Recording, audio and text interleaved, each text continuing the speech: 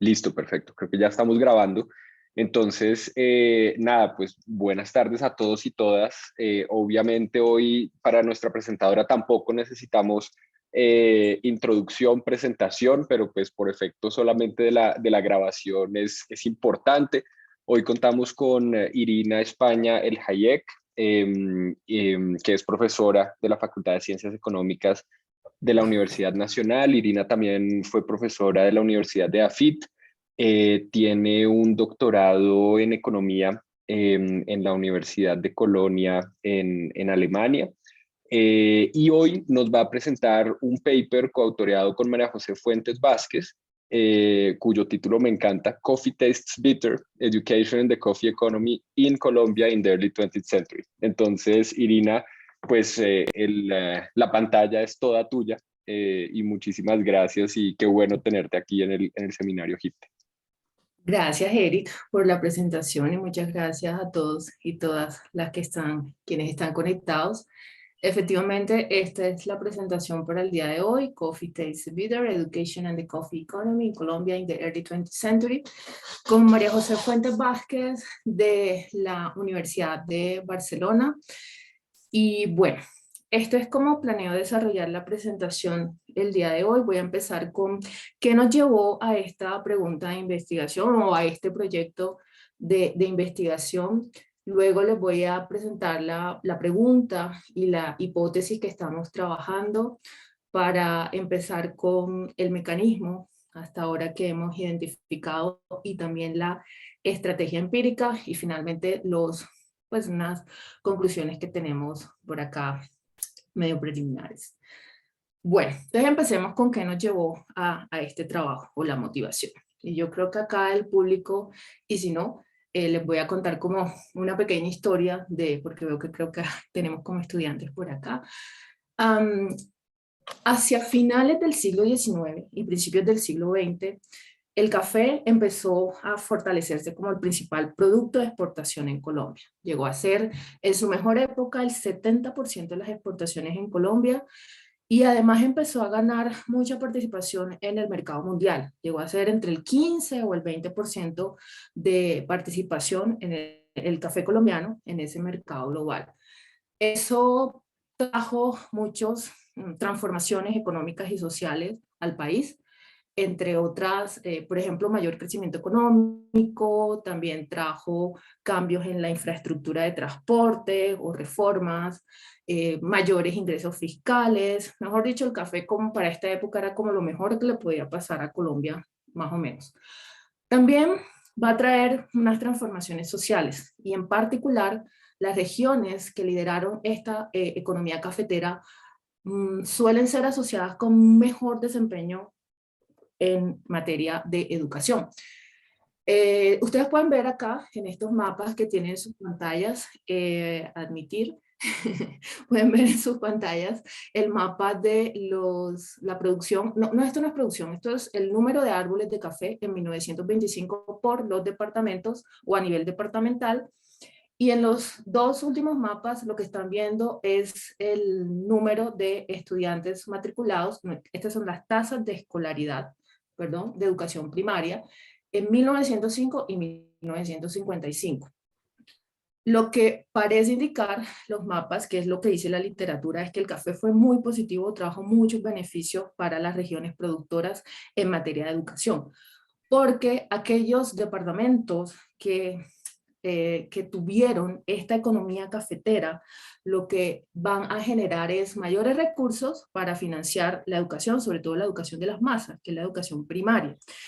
Y esto está muy relacionado a la forma como está organizada la financiación de la educación en este contexto. Y esta financiación de la educación la establece la Ley 39 de 1903 y dice o le delega la responsabilidad de financiar las escuelas primarias a departamentos, o el mayor gasto a departamentos y a municipios. Los departamentos tienen que pagar los profesores y profesoras y los municipios tienen que hacer las construcciones escolares. Y esto más o menos es lo que va a dominar la primera mitad del siglo XX.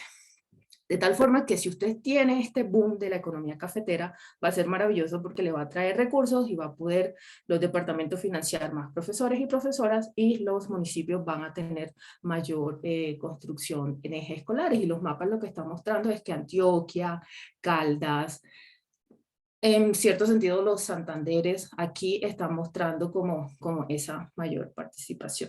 Bueno. Sin embargo, nosotras nos pusimos como a pensar sobre si esto realmente es así, o si le pone una lupa a esta historia, sale otra cosa diferente. Y la gran pregunta es, por ejemplo, ¿qué pasa en el corto plazo cuando hay booms en los precios internacionales del café, por ejemplo? ¿Eso cómo podría afectar a la población escolar o la población en edad primaria? Porque hay una literatura reciente que dice que las cohortes que se enfrentaron a booms de commodities en el largo plazo, o esas cohortes tendieron a tener menos años de educación. Luego nosotras nos preguntamos sobre realmente esos efectos de la especialización en un commodity, cuáles son esos efectos en la educación, ¿verdad? Porque también esa literatura en países, sobre todo en desarrollo, nos está diciendo que la demanda por educación de los niños tiende a ser contracíclica. Incrementa durante periodos de crisis de producción de estos commodities y disminuye durante booms de producción. Los niños y las niñas muchas veces son incorporados en los procesos de producción y cuando hay boom, pues esto es bastante factible.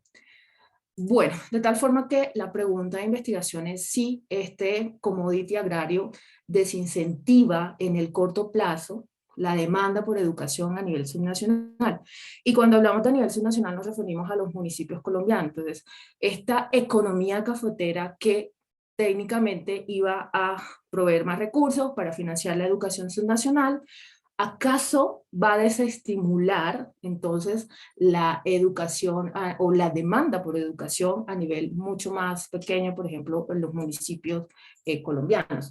Y nuestra hipótesis es que a pesar que la literatura y que los datos que vimos al principio en estos mapas, hay unas mayores tasas de matrículas en los departamentos o en las áreas productoras de café a nivel departamental, la producción de café podría haber incrementado el trabajo infantil. ¿Listo? Y ese incremento en el trabajo infantil podría haber tenido alguna repercusión en la población en edad escolar, en edad primaria, porque se podrían haber retirado del colegio. ¿Listo? Pero ¿cómo podría esto pasar en cierta forma? Aquí es donde nos vamos a la explicación del mecanismo que hemos planteado o que estamos pensando en este trabajo. Y es que lo primero que tenemos que tener en cuenta antes de aterrizar en cómo esta economía cafetera pudo haber tenido efectos o esta especialización en un commodity agrario pudo tener efectos en la población escolar primaria y por lo tanto en el desempeño educativo. Lo que nosotras pensamos es, o nosotras empezamos a indagar sobre toda esta literatura de commodities y commodities agrarios, encontramos que el café es un commodity y como tal es súper intensivo en el uso de mano de obra. Es decir, en todos los procesos de producción, el café necesita mucha mano de obra. En los procesos, por ejemplo, de acondicionamiento del suelo, en la cosecha, en el secado, en el empacar, en la trilla también. Por ejemplo, en los periodos de cosecha es muy importante el trabajo manual, porque cuando ustedes ven esta imagen aquí que aparece la plantica, la matica de café, hay que recoger la cereza roja sin dañar la cereza verde, porque esa cereza verde y las hojas es el input para la próxima cosecha. Esto requiere mucho trabajo manual y el territorio colombiano donde se cultiva el café son estas pendientes, eso no permite implementar maquinaria, mucho menos en el contexto del que estamos hablando, mejor dicho, se necesita mucho factor trabajo acá. Además, el café es intensivo en mano de obra porque hay muchas actividades auxiliares en la producción de café, los cultivos de sombrío, por ejemplo, o muchas actividades auxiliares también en la finca, en la que se necesita también mucha mano de obra. Y hasta aquí podemos decir que listo, el café necesita mucha mano de obra, pero esto cómo realmente está relacionado con el desempeño educativo y además con la población infantil. Nosotras hemos identificado como 5 elementos en los cuales, o a través de los cuales, esta mayor, o esta economía cafetera, o estos booms del café, pudieron haber incidido en la población en edad escolar y en el desempeño educativo de estas regiones cafeteras. Y el primero es que esta economía cafetera, o los booms de café, se dan en unos contextos de déficit de trabajadores. Esto se observa mucho en la literatura. Siempre faltan trabajadores, pero además encontramos muchas referencias en periódicos, en estas, ¿cómo se llama?, clasificados, que están demandando siempre trabajadores para las fincas cafeteras. Se necesitan peones para recoger la cosecha, y esta nos llamó mucho la atención, este periódico de diciembre 18 de La Patria, porque es muy precisa y dice: necesitamos hombres, mujeres y muchachos. Y además abajo dice que el trabajo es casi constante de recolección o en esa finca cafetera. Es decir, si usted contrataba a estos muchachos, lo que podría pasar es que todo el tiempo estuvieran trabajando. Entonces, ¿con qué tiempo más o menos irían a la escuela?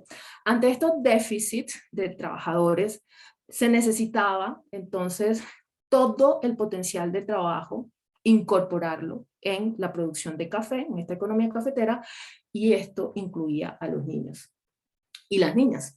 El segundo es que el cultivo del café no tiene mayor conflicto con la constitución física de niños y niñas. Por lo tanto, esto permite incorporar a niños y niñas en el cultivo del café. A diferencia de otro commodity agrario como el banano, se necesita mucha fuerza o se necesita estatura, pero el café no tiene requerimientos de fuerza, no tiene requerimientos de estatura.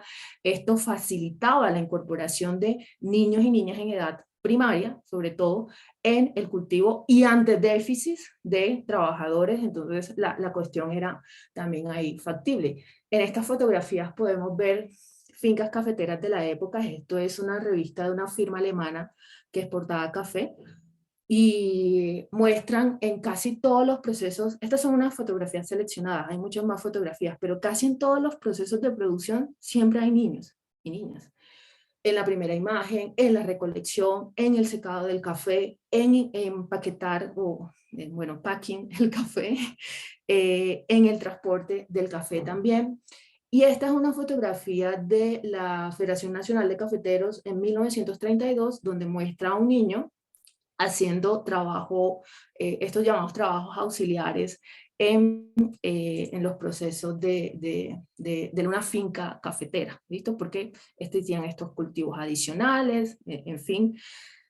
Bueno, el tercer elemento es que, a pesar que la economía cafetera va a generar todas estas transformaciones que les mencioné al principio, en Colombia, en la economía, mayor crecimiento económico, prosperidad en las regiones cafeteras, realmente los campesinos y las campesinas que estaban en las áreas que se dedicaban, ¿no?, a estas labores vivían en un estado de pobreza bastante estructural. Palacios, por ejemplo, ahí nos muestra que el ingreso anual de una familia era de 7.500, pero el gasto tan solo en alimentos era de 7.800, por lo tanto aquí había como un déficit, ¿no? ¿Esto qué hacía? Hacía que todos el potencial de ingreso que pudiera existir en un hogar, pues se incorporara a trabajar. Los niños también se incluían acá, es decir, los niños tenían que trabajar para complementar el ingreso de estos hogares que vivían en pobreza. Un cuarto elemento también aquí que involucra a la población en edad escolar en esta economía cafetera es las diferentes, digamos, actividades o económicas que se van a generar en las áreas urbanas. La industria del café crea una serie de actividades urbanas donde también el trabajo infantil va a ser importante, o el trabajo de esta población en edad en educación primaria va a ser importante. El seleccionado del café, donde se necesitan manos con una destreza para seleccionar estos granos. El trabajo de la construcción de sacos, también las trilladoras, en todo esto se va a emplear trabajo infantil.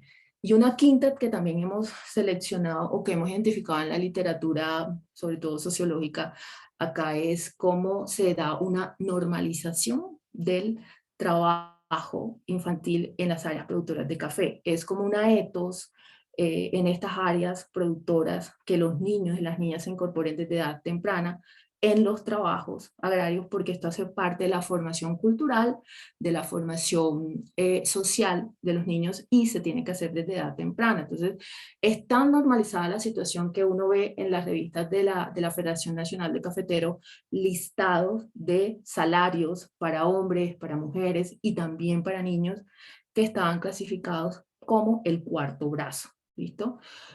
Estos elementos nos llevan a pensar entonces que hay un alto volumen de población en edad escolar primaria involucrada en esta boom de la economía cafetera, y que esto pudo haber incidido o afectado las tasas el desempeño educativo en algunas regiones productoras, un poco como para explorar esta cuestión de los efectos de dedicarse a esta especialización en un commodity agrario en la educación. ¿Cuáles serían los efectos de esta especialización? Estas dos fotografías me gustan mucho porque muestra el problema ya aterrizado en la educación. Estas son las memorias de educación de 1931 y 1938. En la primera memoria es el reporte del inspector de educación de Norte de Santander, un departamento tradicionalmente cafetero, y acá nos dice que el niño llega a recibir su enseñanza retrasado, porque hasta el último momento se le retuvo trabajando con este retardo y cansancio, no puede dedicarle cuidado y entusiasmo a las explicaciones del maestro. Pero la segunda me gusta mucho más, que es la memoria de 1938, porque está hablando específicamente del problema en el café. Y dice, por otra parte, como la población campesina, por varias causas hoy invencibles, utiliza a sus niños en la recolección de las cosechas, sucede que cuando viene el tiempo de recoger los de café, la asistencia a las escuelas rurales en las regiones cafeteras, que son de las más pobladas y donde los beneficios de la escuela se hacen más necesarios, cesa por completo. Y no puse la otra parte, pero la otra parte es súper interesante porque habla de las tierras frías. Esta situación no se da de igual forma, porque en las tierras frías, por ejemplo, se cultiva la papa, y la papa tiene unas demandas de fuerza que los niños no pueden ser involucrados de forma temprana, tanto como sí puede ocurrir en el café.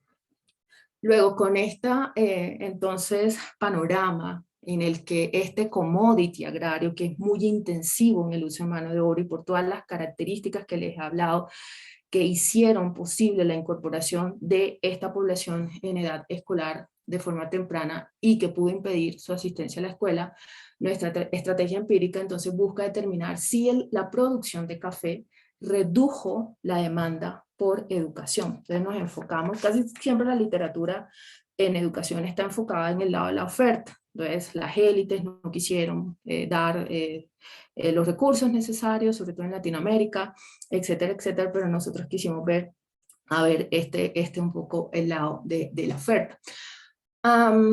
Y bueno, sobre todo en tiempos de crisis. Para esta estrategia empírica, tratamos de buscar datos municipales, a nivel municipal, porque si ustedes vieron los datos departamentales, es claro que Antioquia era la más educada y era también muy cafetera, etcétera, etcétera.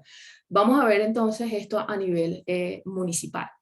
Y para eso identificamos 3 periodos en los que los precios internacionales del café fueron muy altos, lo que podría aumentar como las posibilidades o los incentivos para que las personas se involucraran en la producción de café, los niños incluidos, y las niñas.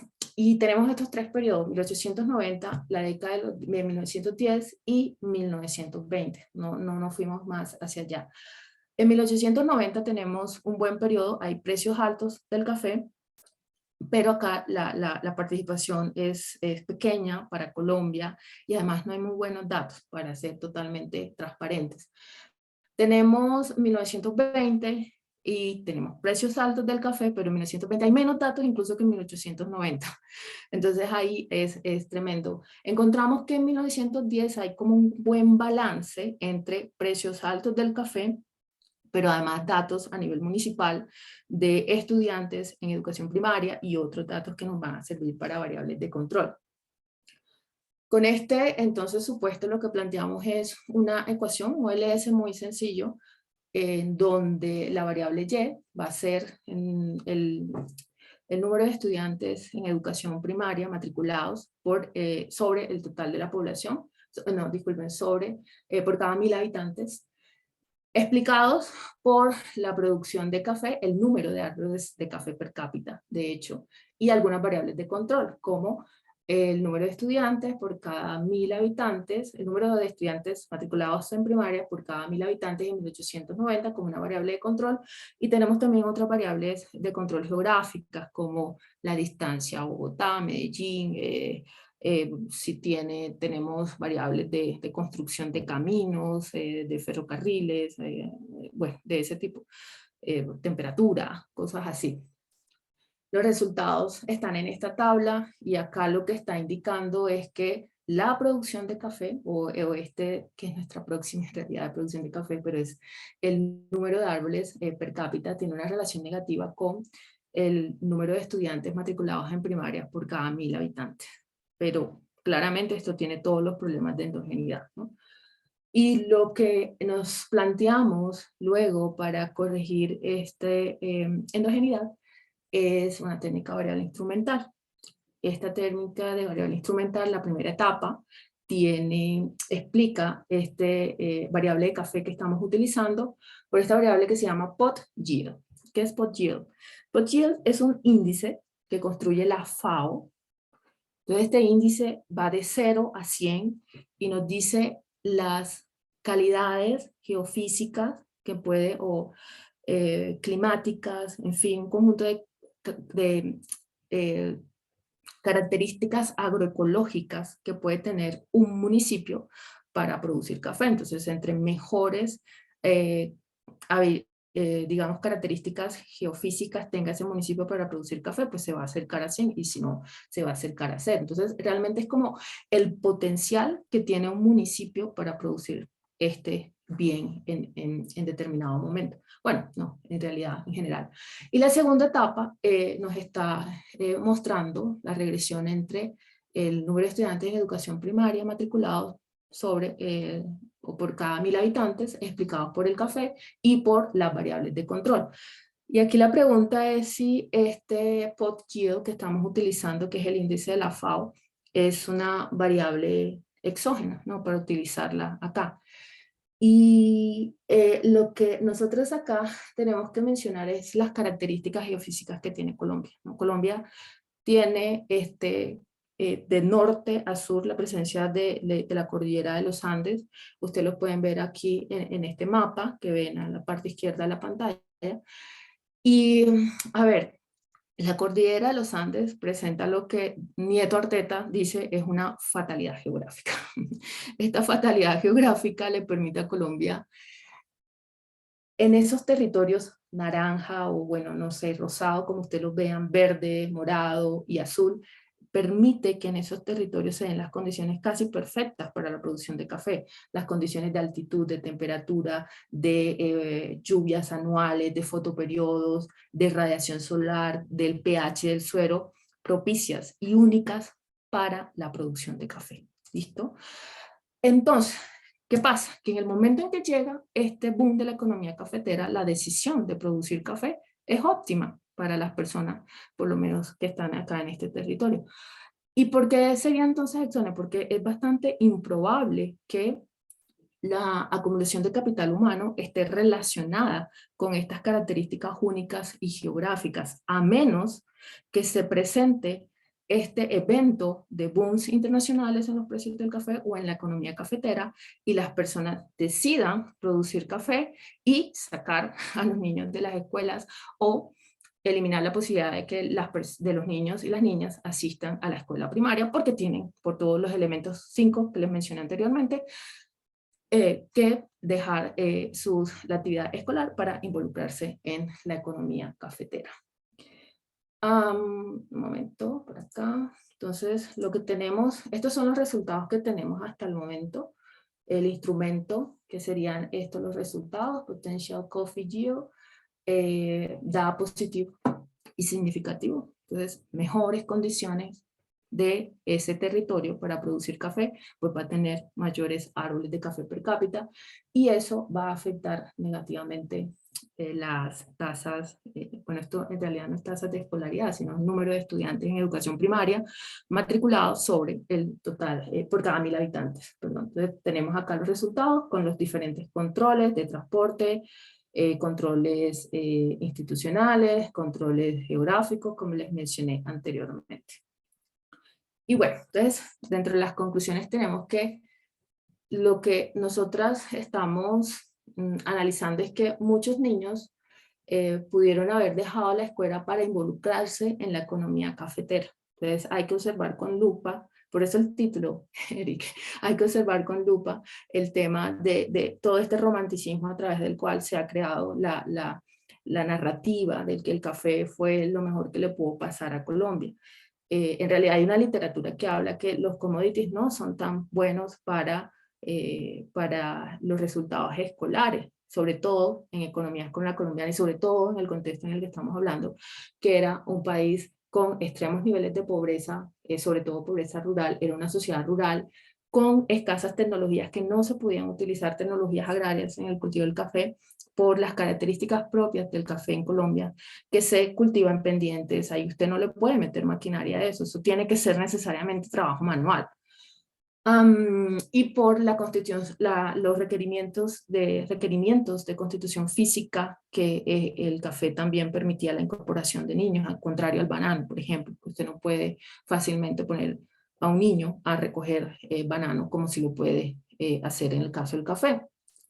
Las mejores condiciones geográficas para producir café, por lo tanto, impactaron directamente la producción de café e indirectamente el número de estudiantes en educación primaria. Y queremos como el mensaje es que cuando se estudia el desempeño educativo, casi siempre la literatura se enfoca en el lado de la oferta, ¿no? Como les dije, las élites, si hicieron la provisión de educación o no la hicieron, o hicieron estas reformas de transferencias de recursos, de personas ricos o la tierra. Bueno, lo que hablábamos hace como 15 días con el trabajo de Germán, si se cobraban los impuestos necesarios de la tierra para financiar la educación, pero también hay un lado de la demanda que tenemos que prestarle atención. Bueno, entonces eso es todo. Gracias, creo que fue muy rápida la presentación, pero bueno, estamos buscando mucho feedback en diferentes aspectos para este trabajo. Pero bueno, si tienen alguna duda, pregunta, inquietud y comentario, pues bienvenido. Listo, Irina, muchísimas gracias. No, no, fue muy rápida, fue muy clara, muy precisa y muy concreta. Entonces, no es que haya sido muy rápida. Buenísimo, Irina, muchas gracias. Ya tenemos entonces a una mano levantada, la de Edwin. Entonces, si quieres, Edwin, dale de una con tu pregunta, por favor. Comentario. No, gracias, Irina, muy chévere la presentación. Tengo como una sugerencia, yo no sé si ustedes conocen el trabajo de Max Hering, ese hay uno que se llama como 1800, algo es un año y dice como un año no especial o algo así. Pero digamos una cosa que me llamó la atención de ese libro era como digamos, poniendo el contexto de lo que ustedes cuentan en su trabajo, digamos, toda la, entre comillas, política educativa de este periodo final del siglo XIX estaba muy conectada, digamos, con una idea policiva como de biopoder, más o menos, sin querer ser Foucaultiano, en el sentido de que, dadas las guerras civiles, muchos niños quedaban huérfanos. Luego había un gran problema de vagancia, sobre todo en Bogotá. Y como era un tema policial, entonces llevaban los niños a las fincas cafeteras y pues para recoger café. Entonces era digamos, como un control sobre la vagancia muy conectado también con una idea de, digamos, de modernidad, de desarrollo capitalista y también de la productividad, digamos, de los cuerpos productivos. Entonces, también lo conecto un poco con unos trabajos de Javier Birchenal sobre la racionalidad del trabajo infantil en economías campesinas, y es digamos, las tasas, los embarazos son altos, pues porque las familias incorporan en su racionalidad el hecho de que pues son hijos, pero también son mano de obra, digamos, en sus pues, unidades productivas en el campo. Entonces yo creo que ahí también hay algo en los trabajos pues como esos trabajos iniciales que Birchenal hizo después de su tesis doctoral, que estaban relacionados como con ese tema. Y lo segundo, bueno, lo otro es sí ya más una pregunta. En términos de, ¿ustedes tienen idea de qué pasaba en regiones no cafeteras? Mejor dicho, se puede concluir que en regiones cafeteras los niños podían acceder más a la educación, dado que no tenían, digamos, esta estacionalidad, pues, digamos, esta altísima demanda de mano de obra y por eso podían ir más a la escuela. Y otra, bueno, otra pregunta que se me ocurre es si de alguna manera adquirir experiencia en la recolección, en el cultivo, en el trabajo del café, no era también una forma de acumulación de capital humano en el sentido de que, bueno, no estaban aprendiendo a leer y escribir, pero dado que era un commodity de altísima demanda, yo diría hasta 1850, no se podría interpretar que ahí había como un trabajo de learning by doing que al final a estos muchachos o a estos niños les iba a asegurar algún tipo de destrezas que les iba a servir más adelante, porque en efecto esos episodios de cosecha generaban una altísima demanda e incluso movimientos poblacionales en las zonas cafeteras. Entonces, no, eso, gracias. Sí, Edwin, gracias por esas referencias que seguramente nos van a ayudar mucho. ¿Qué pasaba en las regiones no cafeteras? Nosotros tenemos los datos de todas las regiones de Colombia. Lo que te puedo decir es que el trabajo infantil agrario estaba presente, de acuerdo a lo que hemos visto, por ejemplo, en las memorias, esto que les mostraba de Santander y norte de Santander, de norte de Santander, y lo que decía la memoria, esto por acá. Esto en realidad uno lo encuentra en Bolívar, en todas partes, pero las regiones cafeteras también usted tiene que sumarle esto de la etos del trabajo, de incorporar tempranamente a los niños y el punto también que otras regiones pudieron no experimentar el efecto del boom de un commodity. Es decir, de pronto la región bananera tuvo el efecto de la economía bananera, pero no permitía la incorporación de niños o niñas en estas actividades. Eso se me ocurre por ese lado, de pronto se me ocurre más adelante algo, te cuento. Adquirir experiencia en el trabajo, bueno, sí, eso es totalmente cierto. Es tan cierto que la Federación Nacional de Cafeteros empieza como una especie de documentación de que, o de propaganda de que el café es tan bueno que permite la adquisición de ciertas habilidades y cierta destreza y que por eso es importante meter a los niños en esta actividad. Voy a buscar esa referencia porque esas las encontramos. El punto es que esto no es educación formal. Entonces no está relacionado con las tasas de matrícula, que es la variable dependiente que nosotras estamos utilizando. Entonces, pudo haber formado capital humano, conocimiento técnico, pero no es educación formal, y mucho menos educación primaria, que la educación primaria era la educación de las masas, ¿no? Era por donde se empezaba aquí el proceso de aprendizaje. Entonces, la educación de las masas, educación primaria, enseñarle las habilidades necesarias para leer y escribir a la población infantil, y de ahí en adelante era una educación casi que de élite, en el contexto que estamos hablando, que la educación secundaria y mucho más la universidad, la educación terciaria o universitaria. ¿Listo? Listo. Jimena tiene la mano levantada, por favor, Jimena. Gracias, Irina. Yo creo que tengo una pregunta como de seguimiento a lo que está proponiendo Edwin sobre, no sé si llamarlos como contrafactuales o contrastes, pero si, por ejemplo, por dos razones. La primera es, ¿qué pasa en Brasil? La tecnificación del café en Brasil pues podría ser un buen punto de comparación para saber si hay una correlación o qué es lo que está pasando exactamente con, por ejemplo, cambio tecnológico, con cambio cultural, con si esto realmente está relacionado con pues el café y la cultura cafetera, o si tiene que ver con más bien el sector agrícola, o inclusive la manera en que se veía el trabajo infantil hace no tanto tiempo, que era parte de lo que usted estaba diciendo, el costo de oportunidad de la educación de los niños y este tipo de cosas. Entonces, de pronto hay más cosas que están pasando y que no son particulares del café y que sería interesante mirar.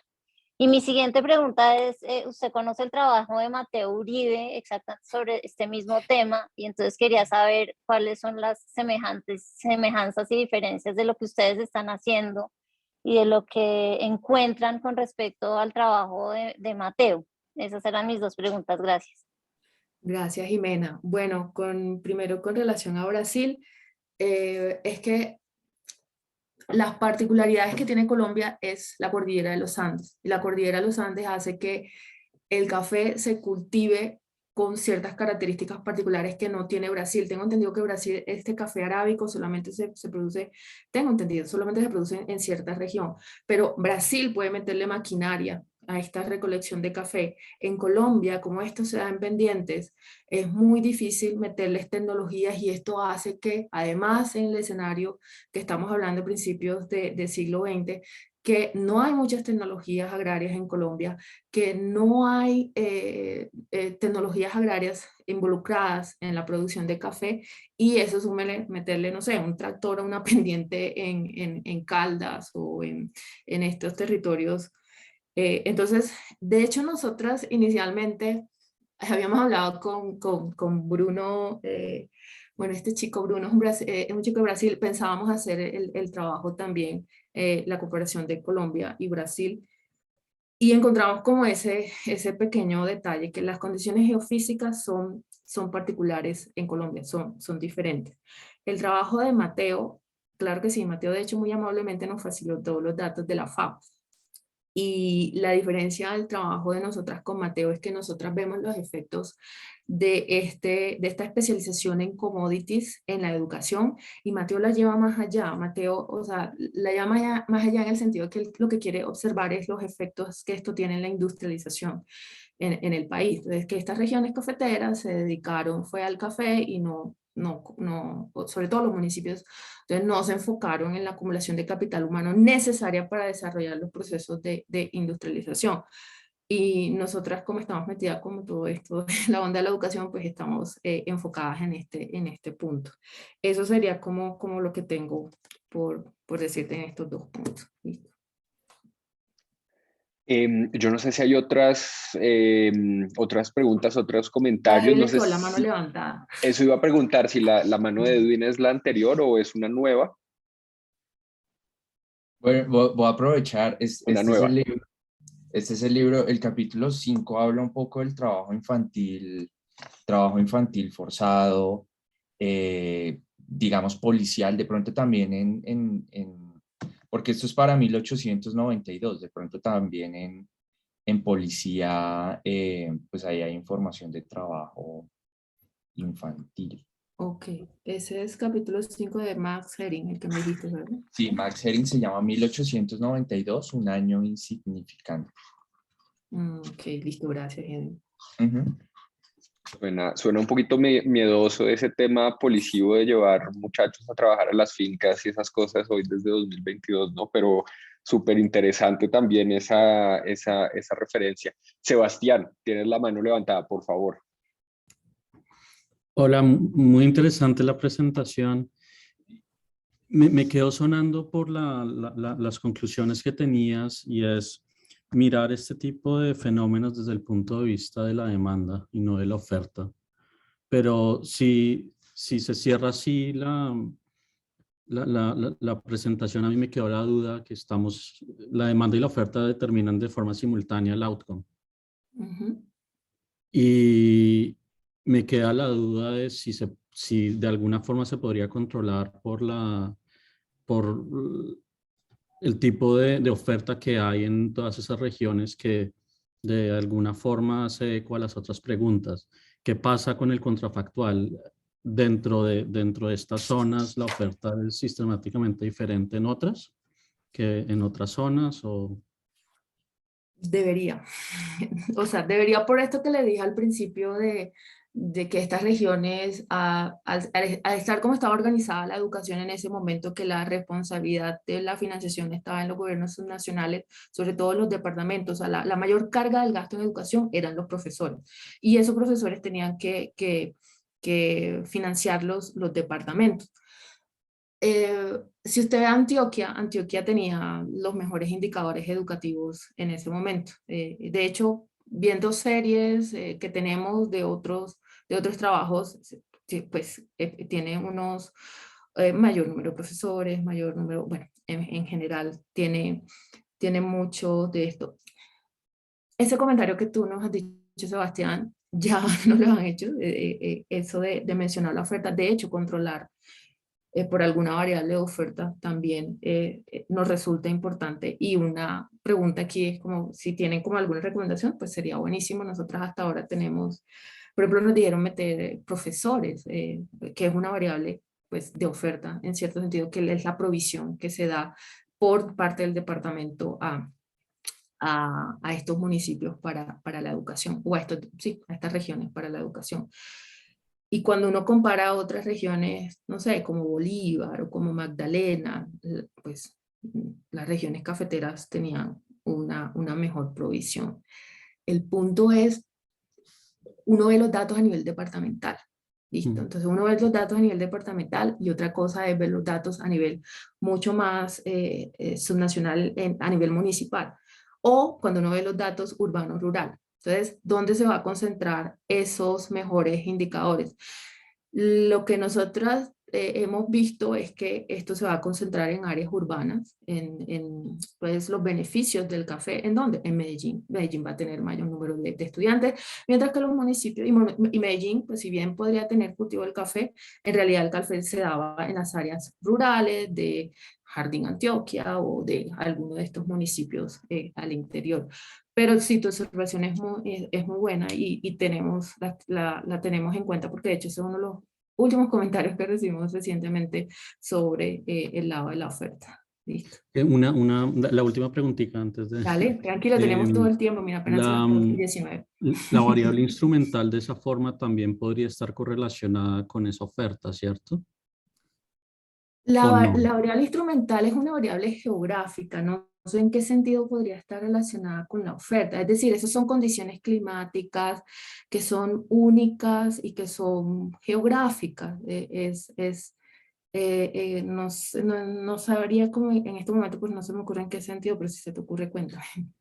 No, sí, no, pues perfecto, pero estaba pensando que de todos modos la oferta también está determinada por las condiciones geográficas. ¿Por distancia o por algo así de pronto? Estoy pensando en algo similar, Pero no lo nosotras tengo súper controlamos por claro. distancia a Medellín, distancia a los puertos, distancia a Bogotá. Es decir, algunas de estas variables tienen, bueno, acá no están puestas, pero Ok, sí pusimos diferentes variables geográficas. ok, perfecto. Vale, muchas gracias. Dale, Sebastián, gracias a ti. Perfecto. André Felipe levantó la mano primero y después Jimena, creo, no sé. Creo que Sí, y fue. No, no, tenemos, primero Jimena. O primero y, Jimena. Ah, bueno, Jimena, cuéntame. ¿No? y tenemos, Irina, también una pregunta en el chat. Igual Ah, yo soy el bueno. dictador aquí que le va a dar primero la palabra al profesor Andrés Felipe y después a la profesora Jimena. Eh, Ok. pero a no ser que tú tengas alguna objeción, Irina, y quieras cambiar No, el no, orden, está dele. bien. Pero Encantada. Lili Rodríguez pregunta lo siguiente por el chat. Te voy a leer la pregunta para cuando quieras responderla. Dice, recientemente surgió la iniciativa Pilares, que busca reducir el trabajo infantil en zonas rurales de Bolívar mediante la instauración de paneles solares para incrementar el riesgo, el ingreso familiar y así reducir la posibilidad de niños trabajando. Teniendo en cuenta el periodo histórico estudiado, conoce de procesos similares que hubieran involucrado el sector del café. Esa es la pregunta de Lili. Pues por ahí la Federación Nacional de Cafeteros después se pone como en esa tarea de hacer algunos proyectos como para aumentar las escuelas y las áreas de café. De hecho, hay una ley, en la ley de 1927, la ley de educación, dice que las fincas con más de 20 niños en edad escolar deberían tener una escuela, pero eso nunca pasó. O sea, llegó como la década de los 50 y eso nunca pasó. Iniciativas así como concretas, o se me ocurre la de la Federación Nacional de Cafeteros, pero vuelvo y te digo, nosotras estamos viendo que mucho de eso fue romantizado, ¿listo? Entonces fue muy romantizado como los efectos del café en la economía colombiana. El café es un commodity, ¿sí? Como los commodities agrarios, commodities mineros, eso pues tiene ciertas repercusiones en la economía, pero también en la población. Creo que el trabajo de Rafael Santos habla sobre los efectos de la minería también en los niños y nosotras lo que estamos tratando es este romanticismo que hay alrededor del café, reevaluarlo o repensarlo. Esto puede que no le guste a muchas personas, pero bueno, esa es parte de la academia. Si se puede demostrar de forma sistemática, pues los hechos son los hechos. Entonces, en mi opinión, mucho de lo que hay alrededor del café ha sido romantizado. Y bueno, estamos en la tarea de demostrar esto de forma sistemática. Ahora sí creo que Jimena. El El profesor resto no Andrés conozco Felipe. iniciativas. El resto no conozco iniciativas así que existan. Estuvo la ley del 27, estuvo las iniciativas de la Federación Nacional de Cafeteros, pero realmente lo que pasaba en realidad pudo haber sido muy distinto, por ejemplo, entre las áreas urbanas y las áreas rurales de los municipios también. Las áreas rurales eran pues olvidadas y olvidadas de una forma no de una forma sistemática. No era algo aleatorio que eso sucediera, era parte de un proyecto casi que de nación, que estamos tratando de hacer en otro paper. Andrés, cuéntame.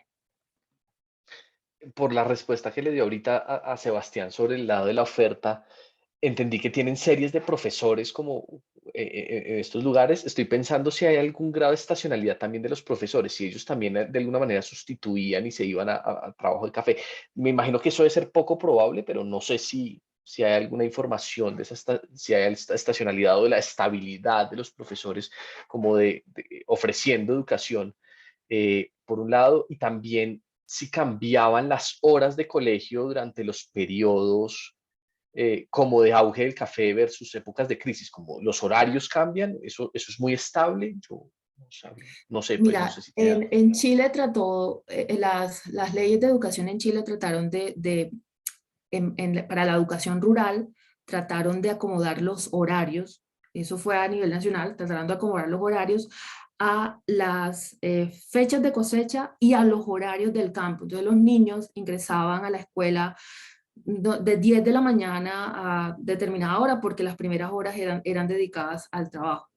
En Colombia, nosotras no hemos encontrado una ley que diga eso. Si ustedes saben, por favor, díganos, porque hasta el momento no la hemos encontrado. Pero sabemos que en Chile existía, y eso fue una de las ventajas que le dio a Chile cuando comparamos los datos de educación rural de Colombia con Chile, tienen mejores, porque eso permitió que los niños combinaran, y los niños y niñas combinaran la educación con el trabajo en la agricultura. Lo que encontramos en algunas ocasiones es que cambiaba el periodo de ingresar al colegio, pero, como digo por ahí, todo lo que hemos averiguado, en ninguno de esos periodos se tuvo en cuenta las diferentes cosechas de café. Además que en Colombia tiene diferentes cosechas de café.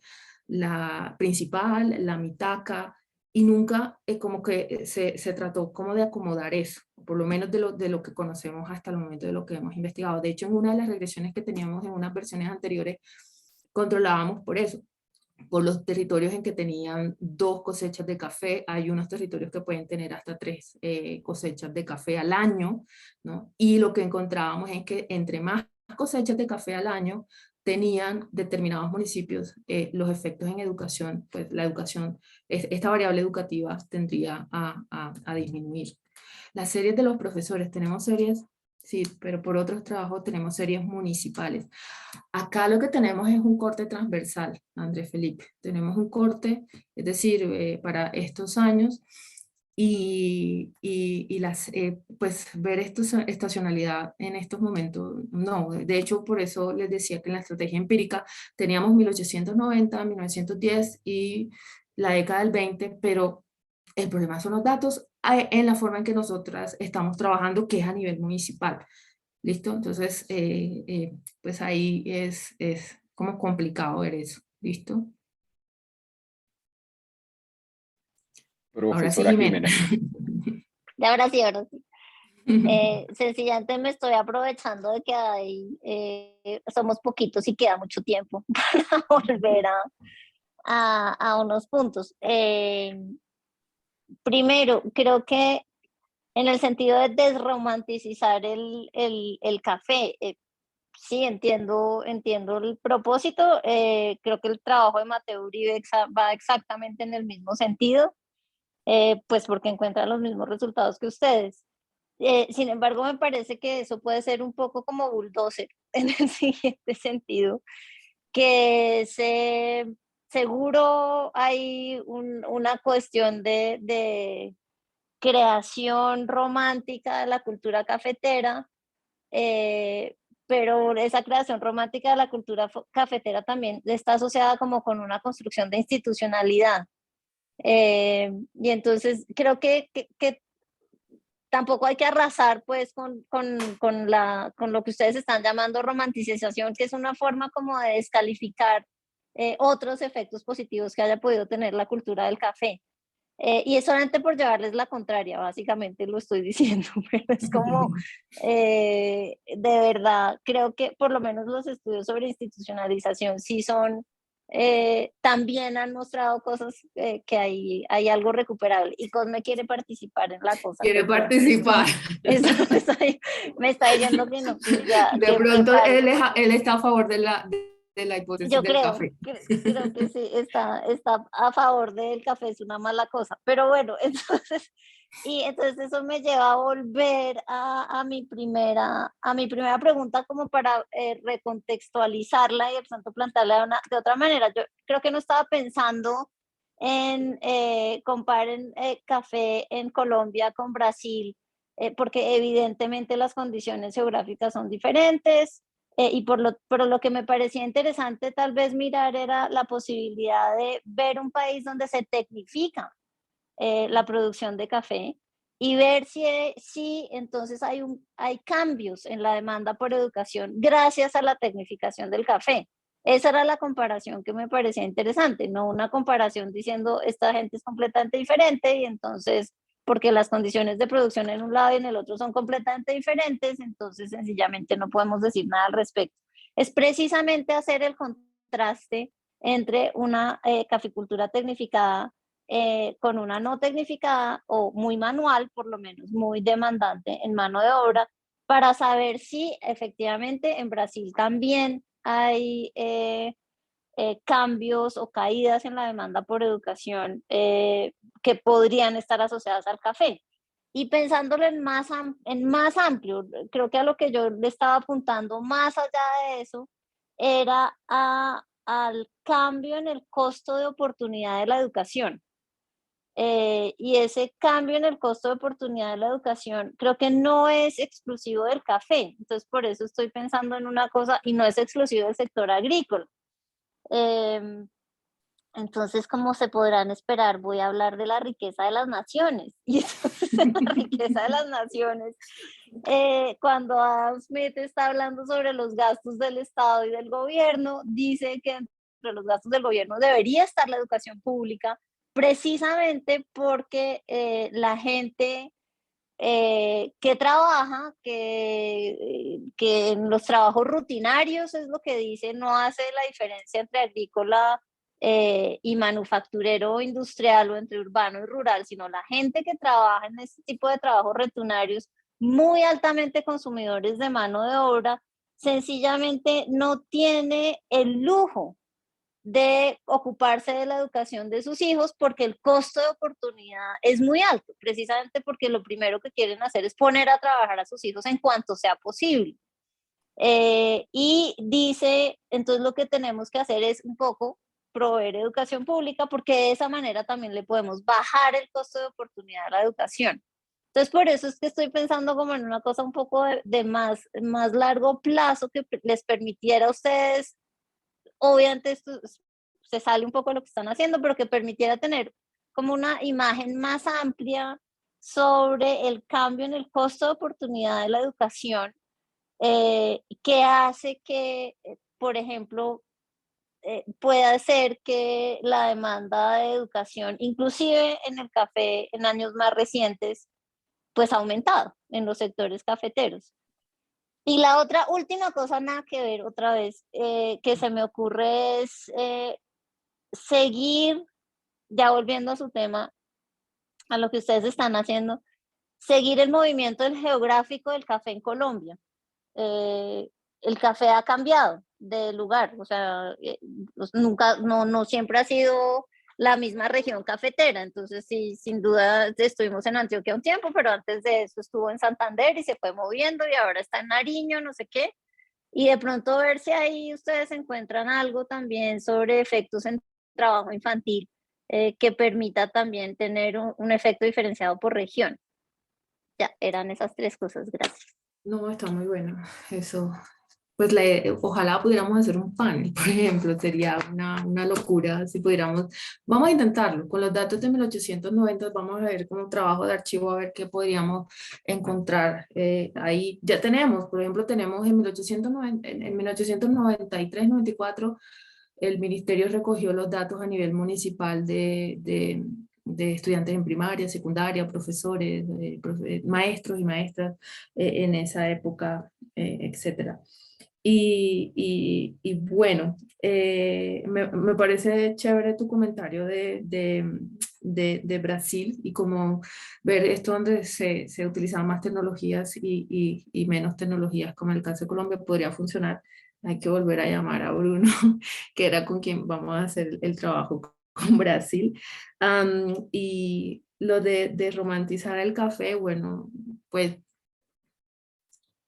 la idea no es hablar mal, porque efectivamente esto tuvo cosas buenas, no es desconocer las cosas buenas que tiene el café para la economía y para la sociedad colombiana. Al fin y al cabo, como les mostré al principio de estos mapas, las regiones cafeteras van a tener en el largo plazo un mejor desempeño educativo y eso es un hecho y eso es súper claro. El problema que nosotros queremos como poner una lupa es a ampliar eso de departamentos a municipios para ver. Es más, si pudiéramos ver la diferencia entre urbano y rural, la cosa sería, creo que brutal, porque en ese tiempo los esfuerzos educativos estaban concentrados, eran en las áreas urbanas, a pesar que el 80% posiblemente de la población colombiana vivía en las áreas rurales, pero todos los esfuerzos educativos y las inversiones en educación se concentraban en las áreas urbanas. Bueno, creo que eso, pero no es que vamos a hablar mal del café, claro, es que queremos ver que toda historia tiene dos lados de la moneda, ¿verdad? Entonces, o dos caras, la que nos muestran y la que está por detrás, es la que hay que, y eso es lo que queremos meternos acá en este trabajo. Vamos a hacer todo lo posible por construir el panel, teniendo en cuenta el comentario de los movimientos, porque de hecho en 1890 la producción de café está concentrada en el oriente, en los Santanderes, mientras que ya para 1920 ya el desplazamiento geográfico de la producción está en Antioquia, bueno, en la región de Occidente. Listo. Sería eso. Pero gracias.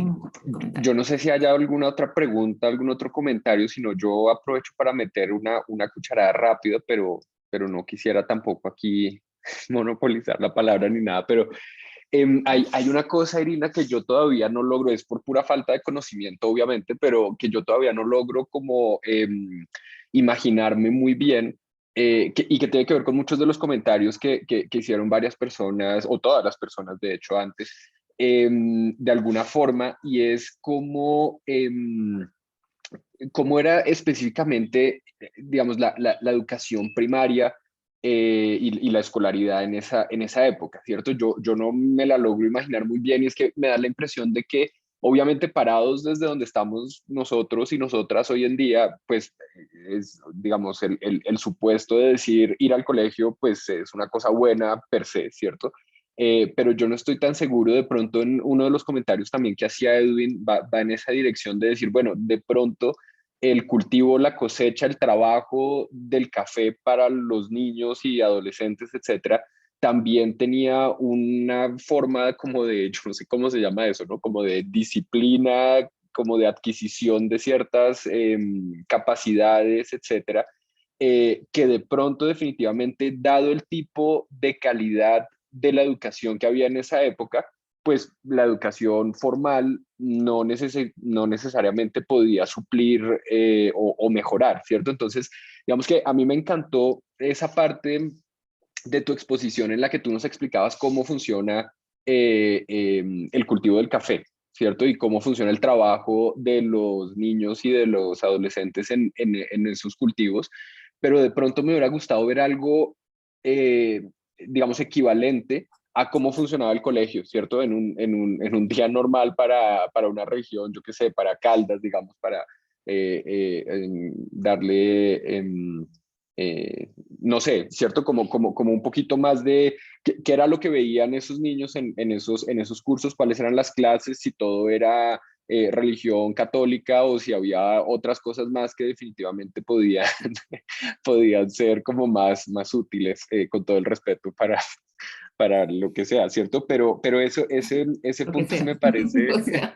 perdón, ese punto me parece como, no sé, Quedó digamos que grabado, profesor. Sí. yo sé, pero eso sí no importa. Eso sí no importa. No, Entonces, ujú. esa Cuéntame. es como la primera pregunta, comentario, que de pronto resolvería un poquito algunos de esos, no sé, de esos problemas que puede haber en la investigación y sobre todo que problematiza un poquito también ese supuesto que me parece, o sea, no lo quiero llamar anacrónico, ¿cierto? Pero que de pronto está más como visto desde nuestra época, en donde hoy en día a mí me crucificarían, ya no me crucificarían por lo que acabo de decir, ¿cierto? Pero a uno sí lo crucificarían por decir que la educación definitivamente, pues no necesariamente per se no es buena, ¿cierto? Que haya escolaridad, simplemente porque haya escolaridad, pues no necesariamente es bueno, ¿cierto? Entonces, sobre todo para esa época, digo yo, o sea, no quiero quedar aquí grabado malinterpretado, pues, pero es en ese sentido.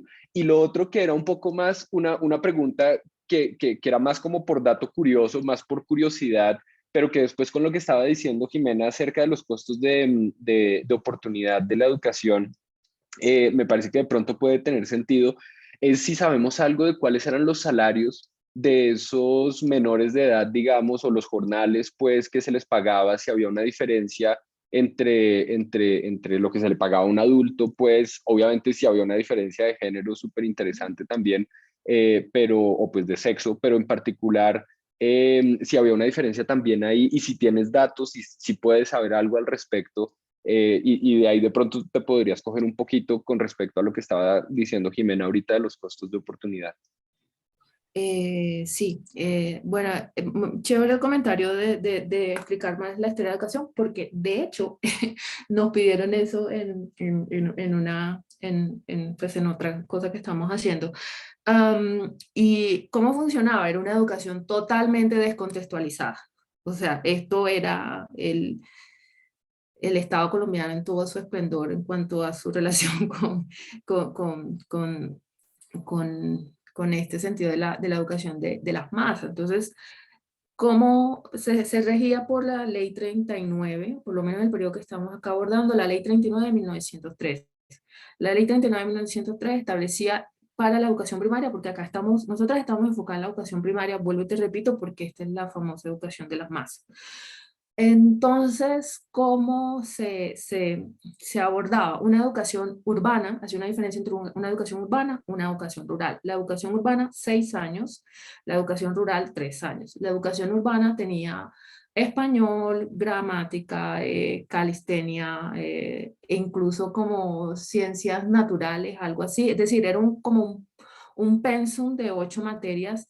La educación rural, que posiblemente era la que, si tenían mucha suerte, alcanzaban estas personas que se dedicaban a la actividad cafetera, tenía como aprender a leer, aprender a escribir, lo que no está mal, pero el problema es que está totalmente descontextualizadas las necesidades de las áreas rurales. No se le enseñaban, por ejemplo, Uruguay, Argentina, hicieron muchos esfuerzos para que la educación rural fuera aplicada a conocimientos agrarios o a conocimientos agrícolas. Acá en Colombia eso brilla por su ausencia. O sea, llegamos a los 60, 70 y eso nunca se va a dar. Eso era otro motivo que desincentiva a las personas porque ¿para qué voy a aprender a leer, a escribir en el campo o a sumar y a restar en el campo? ¿Eso para qué me sirve? Mientras que en Uruguay eso era totalmente adaptable. Se hicieron proyectos, se hicieron propuestas, pero eso nunca se llega a materializar realmente. Se crea después la escuela normal rural, por ejemplo, o se crean unas escuelas especiales o las granjas en los colegios, pero nada de eso es de manera, sí, disculpe que repita esta palabra, pero sistemática es la mejor palabra. O sea, todo eran como cosas muy esporádicas, sin ninguna estructura, y esto va a ocasionar, obviamente, aumentar las tasas de deserción. Cuando tú ves cuánto se completa de años en las áreas rurales y en las áreas urbanas, la diferencia es brutal, o sea, es absurda. Y todo esto se debe por muchos factores y entre eso la educación era totalmente descontextualizada. Pero bueno, podríamos explicar mucho más sobre el lado de la educación. Los salarios, obviamente los niños les pagaban mucho menos. Y hemos encontrado información, de hecho hay una tabla acá, pero que nosotros encontremos información a nivel municipal, no, pues eso sería un hit. Pero el salario promedio a nivel municipal para los 700 municipios que teníamos en estos momentos en Colombia, difícil.